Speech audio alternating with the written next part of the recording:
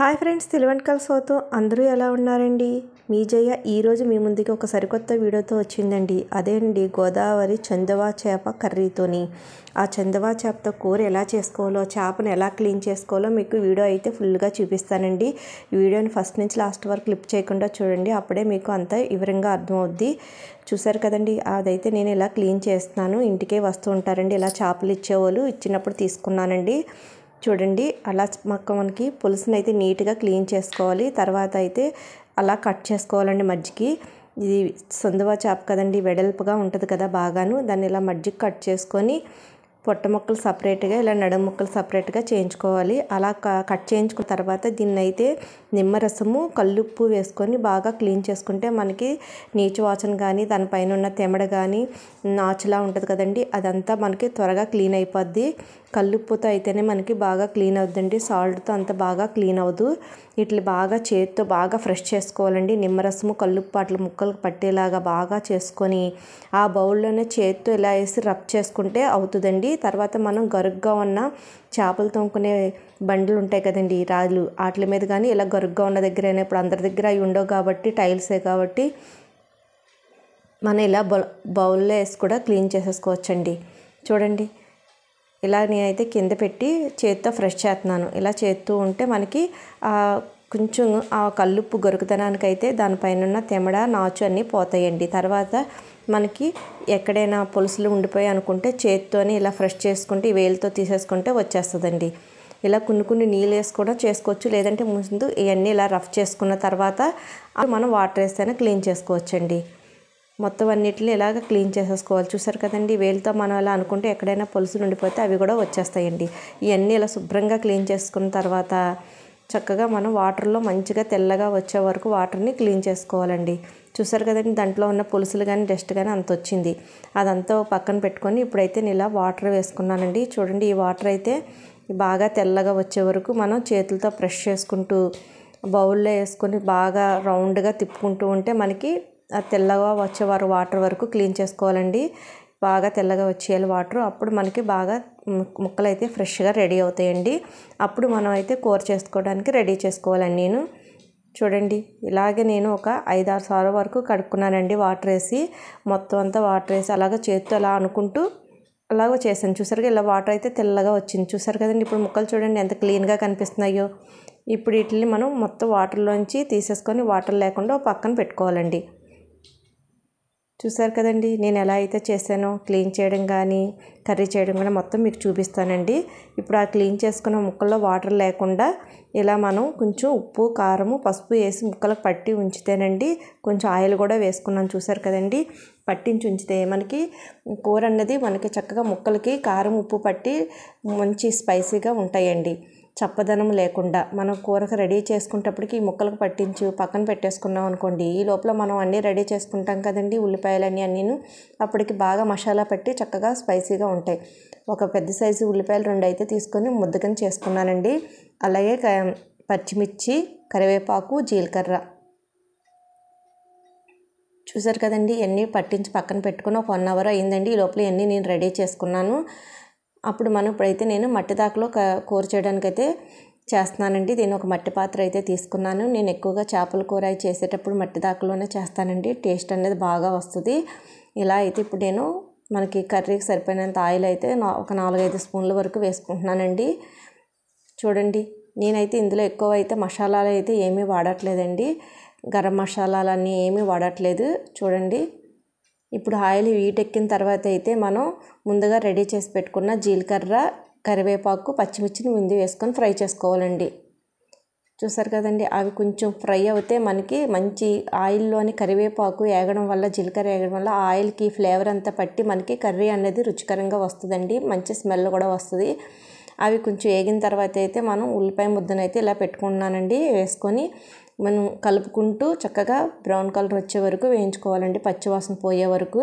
చూడండి, చక్కగా ఇలా కొంచెం లైట్గా బ్రౌన్ కలర్ వచ్చింది కదండి. ఇలా వచ్చిన తర్వాత అల్లం వెల్లుల్లి పేస్ట్ అయితే ఒక 2 స్పూన్లు వేసుకుంటున్నానండి, టీ స్పూన్తోని. ఇది కూడా కలుపుకుంటూ మంచి పచ్చివాసన పోయే వరకు వేయించుకోవాలండి. వీడియో అయితే ఫస్ట్ నుంచి లాస్ట్ వరకు చూస్తే నేను ఎలా క్లీన్ చేసేది, కర్రీ ఎలా చేసిందని మీకు అంతా అర్థమవుద్దండి. అసలు క్లిప్ చేయకుండా చూడండి ఫస్ట్ నుంచి లాస్ట్ వరకు. అప్పుడు కూర అనేది ఎలా చేశాను, చేపలు ఎలా క్లీన్ చేసుకోవాలనేది మీకు అర్థమవుద్దండి. వీడియో చూస్తున్నారు అందరూ లైక్ చేయట్లేదండి. లైక్ చేయడం వల్ల అయితే వీడియో ఎక్కువ మందికి రీచ్ అవుద్దండి. సబ్స్క్రైబ్ చేసుకోకపోతే సబ్స్క్రైబ్ చేసుకొని బెల్ ఐకాన్ని యాక్టివేట్ చేసుకోండి. ఇప్పుడు మనకి ఆనియన్ వెల్లుల్లి పేస్ట్ బాగా వేగిన తర్వాత మళ్ళీ మనం కూరకు సరిపోయినంత ఉప్పు, కారం, పసుపు వేసుకుంటున్నామండి. చూడండి వీటిలో కూడా కొంచెం ఆయిల్లో ఇలా ఫ్రై చేసుకొని కొంచెం వాటర్ వేసుకొని మనకి మసాలాలు ఫ్రై అవ్వకుండా బాగా మాడిపోకుండా ఉండడానికి కొంచెం వాటర్ వేసుకొని ఇలాగ ఫ్రై చేసుకోవాలండి. చూసారు కదండి. ఇలా ఫ్రై అయిన తర్వాత మనం కలిపి పక్కన పెట్టుకున్నాం కదండి. ఆయిల్ చూడండి చక్కగా పైకి ఇలా తేలినట్టుగా ఉన్నప్పుడు కలిపి పెట్టుకున్న చేప ముక్కలను అయితే అందులోకి వేసేసుకొని బాగా ఈ మసాలా అంతా ముక్కలకు పట్టేలాగా ఒకసారి బాగా కలుపుకోవాలండి. చూడండి మనకి గ్రేవీ అన్నది ఇంకా ఎక్కువ కావాలనుకుంటే దానికోసం ఆనియన్స్ అన్నీ ఎక్కువ తీసుకోవాలండి. ఇట్లయితే చక్కగా ఫ్రై చేసుకుంటే ఈ చేప అన్నది బాగా బాగుంటుందండి ఫ్రైకి. అలాగే ఇగిరికే బాగుంటుందండి ఈ కూర అన్నది. మనకి చందువా చేప అన్నది పులుసు కూరకి అయితే అస్సలు బాగోదండి. చూసారుగా ఫ్రెండ్స్, ఇలా కలుపుకున్న తర్వాత మూత పెట్టి ఒక 2 నిమిషాలు అలా పెట్టానండి. అప్పుడు మనకి కొంచెం ఆవిరికి కుక్ అవుతుంది కదా, అప్పుడు మనం కావలసినంత వాటర్ వేసుకోవాలండి. ఇగురు కూర కాబట్టి ఎక్కువగా వాటర్ వేసేసుకున్నా మనకి మెత్తగా అయిపోతాయండి. చూడండి ఇంత ఇలాగ మనం ఇంకా చేపలు వేసుకున్న తర్వాత గరిటె అనేది పెట్టుకోకూడదండి ఎక్కువగా. ఇదైతే నేను ఆ బౌల్లోని ఉప్పు కారం కలిపిన బౌల్లో వాటర్ వేసి ఆ వాటర్ని అయితే ఇందులో వేసేసుకున్నానండి. ముక్కలు కొంచెం ములిగేలాగా కలిపేసుకొని ఉప్పు కారం ఇప్పుడు ఒకసారి చెక్ చేసుకోవాలండి. సరిపోతే మనం మళ్ళీ ఒకసారి వేసుకుంటే సరిపోద్ది. ఇలా చక్కగా మనకి ములిగేలా పెట్టుకుంటే చాలండి, ఉడికిపోతాయి ఇగురు కూరకి. మీడియం ఫస్ట్ మనకి బౌల్లో హీట్ ఎక్కే వరకు హై ఫ్లేమ్లో పెట్టి వాటర్ తర్వాత మీడియం మంటలో పెట్టుకుంటే చక్కగా దగ్గరగా కుక్ అయిపోద్దండి. చేప అన్నది మంచిగా ఉడుకుతుంది, ఫిష్ ముక్కలు విరగకుండాను. చూడండి మూత పెట్టేసుకొని నేను మీడియం మంట మీద పెట్టి అలాగా గ్రేవీ దగ్గర అయ్యే వరకు ఉడికించానండి. అయితే మనకి కొంచెం దించుకునే ముందుగా కొంచెం నేనైతే ధనియాలు, జీలకర్ర వేయించి పొడి చేసి పెట్టుకున్న పౌడర్ ఉంటుందండి, అది వేస్తున్నాను. మీకు కావాలనుకుంటే గరం మసాలా అది కూడా వేసుకోవచ్చు. నేనైతే ఎక్కువగా వేయట్లేదండి. ఇలా వేసుకుంటే మనకి స్పైసెస్ ఎక్కువగా లేకుండా ఉంటేనే మనకి బాగుంటుంది కదండి. అందుకనేసి నేను ఇలా అయితే చేస్తున్నాను. మీరు కావాలనుకుంటే గరం మసాలా కూడా వేసుకోవచ్చు. ఇప్పుడు మనం కొంచెం దించుకోవడానికి ఒక పావు గంట ముందు అయితే మనం ధనియాలు, జీలకర్ర పౌడర్ వేసుకొని బాగా ఒకసారి తిప్పుకోవాలండి. తిప్పుకొని నేనైతే ఒక 2 స్పూన్ల వరకు వేసుకున్నాను. ఇది వేయించుకోవడం వల్ల అయితే ఈ ధనియాలు, జీలకర్ర పొడి అయితే మంచి ఫ్లేవర్ వస్తుందండి వేయించిన పొడి అయితే. చూసారు కదండి. ఇలా తిప్పేసుకొని మళ్ళీ ఒకసారి మూత పెట్టేసుకొని కొంచెం గ్రేవీ దగ్గర అయ్యే వరకు ఉంచుకొని తర్వాత స్టవ్ ఆఫ్ చేసేసుకోవడమేనండి. లాస్ట్గా కొత్తిమీర వేసుకుంటే సరిపోద్ది.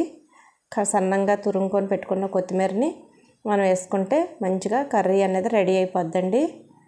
చూడండి మనకి గ్రేవీ ఎలా కావాలనుకుంటే అలాగా. అయితే మనం ఇది కొంచెం పలచగా ఉంటుండగానే కట్టుకోవాలండి మట్టి దాకలో. ఎందుకంటే ఆ వేడికి ఇంకా మనకు 1/2 అవర్ వరకు అలా ఉడుకుతూనే ఉంటుందండి కర్రీ కట్టేసిన తర్వాత.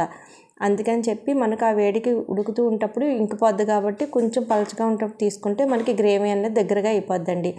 కట్టేసిన తర్వాత ఇలా చూడండి నేను ఒక 1/2 అవర్ అయిన తర్వాత మీకు చూపిస్తున్నాను. కొంచెం చల్లారిన తర్వాత వేడి మీద తీస్తే మనకి ముక్కలు అనేది ఇరిగిపోతాయండి. అందుకే ఇప్పుడు మనకు సర్వింగ్ బౌల్లో తీసుకొని సర్వ్ చేసుకోవడమేనండి. చూడండి కూర అయితే ఎంత మంచిగా రెడీ అయిపోయి కలర్ఫుల్గా గ్రేవీ అది చక్కగా మంచిగా వచ్చిందో. నేను ఎలా చేసానో చూశారు కదా ఫ్రెండ్స్. మీరు కూడా ఎప్పుడైనా ఇలా చందువా దొరికినప్పుడు మీరు ఇలా ట్రై చేయండి. చందువాల్లో అయితే 3 రకాలు ఉంటాయండి, నల్లది, ఎర్రది, తెల్లది. దేని టేస్ట్ దానిదేనండి. ఇదైతే గోదావరి చేప అండి. చక్కగా వచ్చే టేస్ట్ అయితే బాగుంటుంది. సముద్రం చేప కంటే గోదావరి చేప అయితే చాలా బాగుంటుందండి ఫ్రెండ్స్. చూడండి చక్కగా మనకి కూర అనేది రెడీ అయిపోయింది. చూసారు కదా. ఇలాగే మీరు కూడా ఒకసారి ట్రై చేసి ఎలా వచ్చిందో నాకు కామెంట్ బాక్స్లో తెలపండి. నేను ఎలా చేశానో చూసారు కదా ఫ్రెండ్స్. మీరు కూడా అలా ట్రై చేసి ఇంతేనండి, మన చందువా చేపల కూర అయితే రెడీ అయిపోయింది. ఇప్పుడైతే మనం టేస్ట్ చేద్దాం. చూడండి అన్నంలో వేసుకొని టేస్ట్ ఎలా ఉందో మీకు చెప్తాను. చూడండి గ్రేవీ అయితే చాలా బాగా వచ్చిందండి. టేస్ట్ అయితే చాలా బాగుందండి. చూడండి రైస్లో కలుపుకుంటుంటే గ్రేవీ అని చక్కగా ఉందో. ముక్క కూడా దీనికి ముళ్ళు ఎక్కువ అయితే ఉండదండి. ఈ చేపకి చిన్నపిల్లలు కూడా ఈజీగా తినవచ్చు. ముళ్ళులు అయితే అసలు ఎక్కువగా ఉండవు, ఒకే ముళ్ళు ఉంటుందండి దీనికి. మనం ఈజీగా ముళ్ళులు తీసుకొని రావడం వల్ల అయితే ఈ చేపలు తింటే బాగుంటుందండి. దీనికి ఎక్కువగా ముళ్ళులు ఉండవు కాబట్టి చూడండి, ముక్క పట్టుకుంటే అలా మెత్తగా చక్కగా ఎక్కడ ముళ్ళులు కూడా లేవు, చూసారు కదండి. తినడం easy. Thank you for watching friends.